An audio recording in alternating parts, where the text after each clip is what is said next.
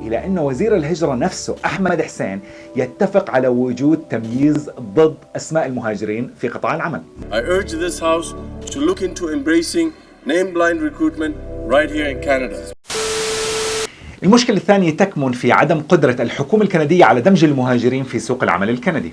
في مقالة بمجلة ذا نيويوركر الأمريكية في 14 سبتمبر 2017 الشهر الماضي تحت عنوان اقتراح دونالد ترامب الخيالي القائم على هجرة الكفاءات، ذكر الصحفي الكندي ديفيد ساكس قصة سواق تاكسي من أصول هندية أخذه من المطار في مدينة تورونتو الكندية، وكيف أنه هذا السائق وصل في المطاف ليسوق تاكسي بالرغم من تحصيله العلمي، وأنه عم بدرس حاليا هندسة في أحد الجامعات الكندية بهدف أنه يرجع يدخل في مجال العمل الأصلي تبعه في الهندسة. وبيحكي السائق أنه كل اللي عم بتعلمه في الجامعة في كندا ما في منه فايدة لأنه بيعرفه أصلا، وراح شاور الشوفير الهندي على قطار المطار المعلق على الجسر في تورونتو، وحكى لديفيد هذا القطار الإكسبرس أنا اشتغلت على نفس المشروع في الهند من تصميم لبناء وصيانة سكة الحديد. هذا النقاش بين ديفيد والسواق الهندي اجى بعد محاولة الرئيس دونالد ترامب تبني نفس نظام النقاط تبع لهجرة الكفاءات المتبع في كندا وتطبيقه في الولايات المتحدة الأمريكية بهدف الحد من الهجرة غير الشرعية، أو الهجرة تبعت الباد أومبرز على حد تعبير دونالد ترامب. We have some bad hombres here and we're going to get them out. bad hombres. وذكر في المقال أنه التقى مع واحد من أهم الأشخاص اللي قام بدراسة نظام الهجرة الكندي، وهو البروفيسور جيفري رايتس، رئيس قسم علم الاجتماع في جامعة تورونتو، متخصص في دراسة الأعراق والهجرة، وقام بالعديد من الدراسات على نظام الهجرة الكندي. بدأ بالعمل على دراسة مشاكل نظام الهجرة الكندي منذ بدايته في السبعينات، يعني قبل ما حتى أنا أنولد، وهو من الناس القائمين على دراسة التوظيف الأعمى اللي ذكرناها سابقا، والتي تم اعتمادها من وزير الهجرة أحمد حسين في شهر 4 من هذا العام.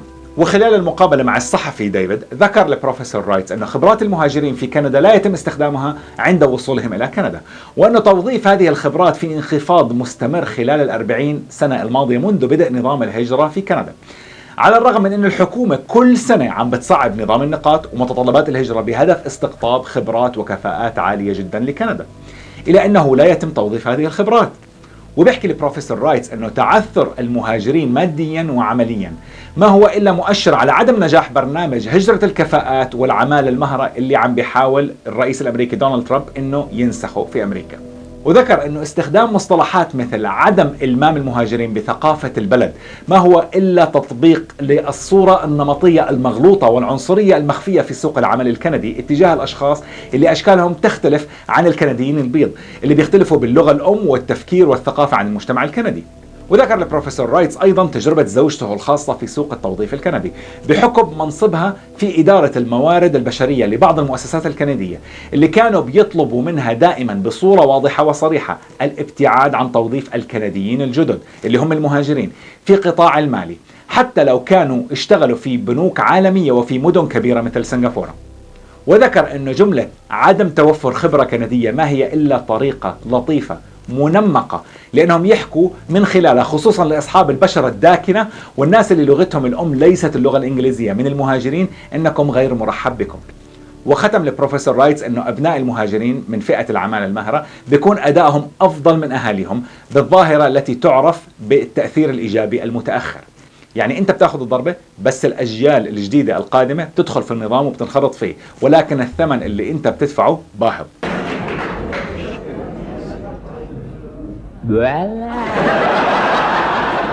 هل يجوز التعميم في هذه النظرية؟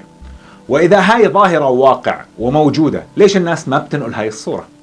قد يكون لأنه كندا حلم بالنسبة لكثير من الناس، فأنت كأنك عم تمسك هذا الحلم وعم بتهزه وعم بتحوله لكابوس. وقد يكون لأنه الناس بتنقل بس النتيجة من غير ما تنقل الطريق الشائك اللي مروا فيها. وقد يكون لأنه كل شخص أسباب هجرته بتختلف عن الآخر، وإحنا عم نغطي المهاجرين من فئة العمالة المهرة. وقد يكون لعدة أسباب، ولكن السبب الأهم يكمن في موضوع المستوى الاجتماعي. فالناس اللي نجحت إنها تندمج في سوق العمل الكندي وقدروا يحصلوا على وظائف ويوصلوا لمناصب مرموقة في شركاتهم، من الطبيعي إنه هذه الفئة تتكتل حول بعضها ويكون الدائرة الاجتماعية تبعتهم كلها من نفس المستوى. فالناس اللي حاصلة على مناصب مرموقة مثل مدير بنك أو رئيس شركة على سبيل المثال ما بيكون في دائرة الاجتماعية تبعتهم في ناس مثلا بياعين قهوة أو سواقين تكاسي، فراح يكونوا الناس اللي حواليهم من نفس المستوى الاجتماعي والعلمي أو أعلى، لأنهم بيطمحوا إنهم يوصلوا لهي المناصب. وهذا أمر فطري عند البشر بشكل عام، مش بس المهاجرين، لأنه الإنسان بيطمح بالتطوير للأحسن، فبيضل ينظر للمقدمة وما بنظر للمؤخرة. ولهذا السبب، لأنه الناس اللي متكتلة حوالين بعض بيكونوا من نفس الفئة، فبيفكروا إنه كل المجتمع بنفس الوضع تبعهم. وهنا يخرج الاستنتاج الخاطئ عند هذه الفئة، بما انه الدائرة الاجتماعية تبعتهم كلها ناجحين ومكتفين ماديا، فهذا يعني انه المجتمع كامل في كندا هم ايضا بنفس الوضع الاجتماعي.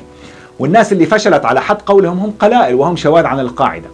ولكن في الواقع الناس اللي ظروفها صعبة في كندا وفشلوا في الاندماج في سوق العمل الكندي هم القاعدة، والدائرة الاجتماعية الناجحة هم شواذ القاعدة. فالتعميم هنا يكون من قبل الفئة الناجحة اللي هم يعتبروا أقلية. وهنا أقول لكم نعم، التعميم مرفوض، فلا يصح أن ننقل صورة المجتمع متمثلة بدائرة اجتماعية واحدة، لأنه حسب الإحصاءات والدراسات اللي نشرتها وزارة الهجرة الكندية تبين أنه ثلث المهاجرين بيعيشوا تحت مستوى خط الفقر. أكثر من 36% من المهاجرين اللي عايشين في كندا في الخمس سنوات الأخيرة تحت مستوى خط الفقر، بالمقارنة ب 25% اللي كانوا عايشين تحت مستوى خط الفقر بالثمانينات. يعني أوضاع المهاجرين كل مالها عم تدهور.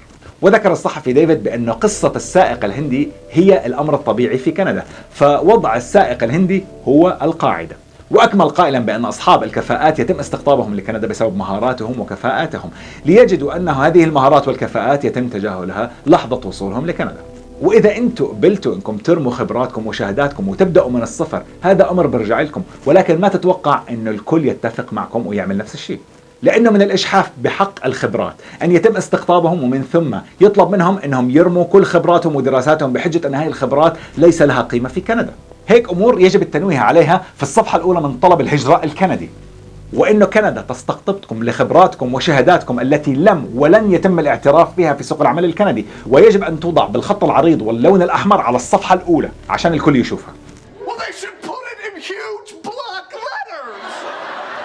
السؤال الجوهري، هل فعلا زي ما حكى البروفيسور رايت أن الحكومة الكندية فشلت في دمج المهاجرين في سوق العمل الكندي أو لا؟